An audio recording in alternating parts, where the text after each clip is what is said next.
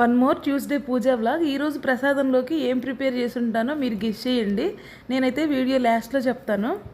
ఈరోజు ఇంటి ముందు ముగ్గు అయితే ఇలా వేశాను. ముగ్గు ఎలా ఉందో కామెంట్ చేయండి. రోజు ఆ రోజుని లేకుండా క్రమం తప్పకుండా డైలీ నేను చేసే పని ఏదైనా ఉంది అంటే అది ఇంటి ముందు ముగ్గు పెట్టడం మాత్రమే. చాలా ఇంట్రెస్ట్ నాకు ముగ్గులు వేయడం అంటే. ఇంకా మా ఇంటి ముందు చాలా కొంచెం ప్లేస్ ఉంది కాబట్టి చాలా చిన్న చిన్న ముగ్గులే సరిపోతాయి.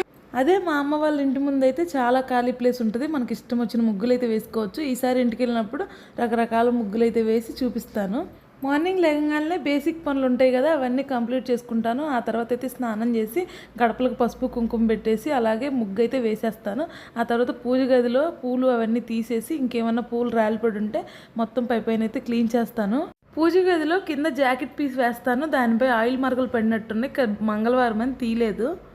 పూజ 7:30 లోపే చేసేసాను. ఈరోజు ప్రసాదంలోకి 2 యాపిల్స్ అయితే కడిగి పెట్టాను.